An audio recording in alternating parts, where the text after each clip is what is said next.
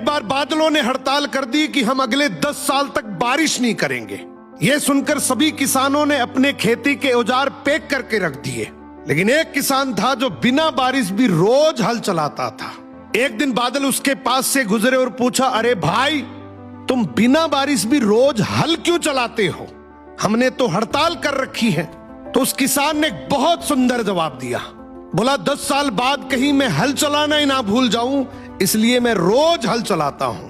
यह सुनकर बादलों ने भी सोचा, कहीं 10 साल बाद हम भी बारिश करना ही ना भूल जाए।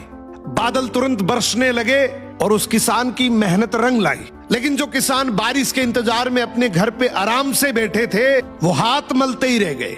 सो सफलता उन्हीं को मिलती है जो विपरीत परिस्थिति में भी मेहनत करना नहीं छोड़ते। एक दिन अर्जुन भगवान श्री कृष्ण से पूछते हैं कि हे माधव, ये विधाता बड़े हैं या विधि का विधान? तो भगवान श्री कृष्ण अर्जुन से मुस्कुराते हुए कहते हैं, हे पार्थ, मैं विधाता होकर भी विधि के विधान को नहीं टाल सका। मैं राधा को चाहता था, मुझको मीरा चाहती थी, और मैं रुक्मिणी का होकर रह गया।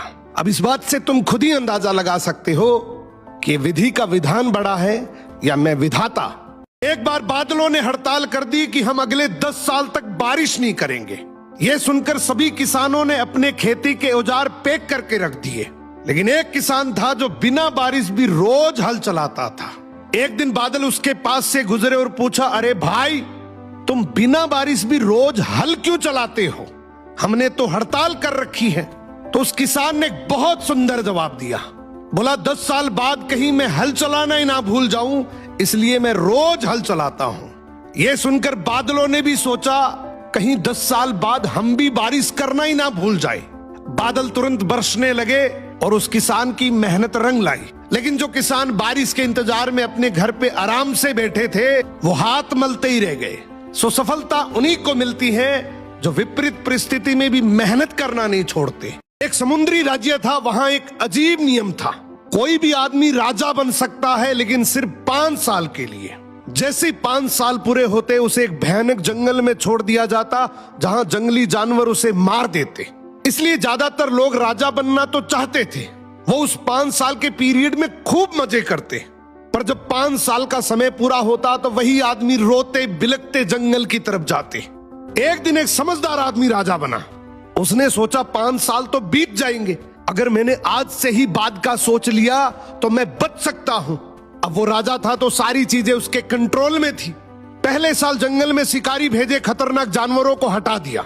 दूसरे साल लकड़ी काटने वाले को भेजा, जंगल साफ करवा दिया। तीसरे साल किसान भेजे, खेती शुरू हो गई। चौथे साल घर और महल बन गए। 5वें साल तक वो जंगल एक खूबसूरत शहर बन चुका था। लोग हैरान थे। ये राजा रो नहीं रहा था, बल्कि खुशी खुशी जा रहा था। क्यों?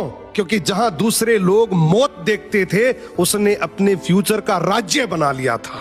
और फिर वो वहां जाकर आराम से राजा की तरह रहने लगा। इस कहानी की सीख बहुत सिंपल है। आज आपके पास समय है, या तो आप इसको यूटिलाइज कर लो या फिर कंफर्ट जोन में बिता दो। अगर आपने यूटिलाइज कर लिया तो हो सकता है 5 साल के बाद आप एक राजाओं जैसी जिंदगी जी लो, और अगर आपने कंफर्ट जोन चुन लिया तो हो सकता है आने वाले 5 साल के बाद आप किसी के 10 से 15 हजार रुपए की नौकरी करते दिखोगे। समय आपका है, जिंदगी आपकी है, डिसीजन भी आपका ही होगा।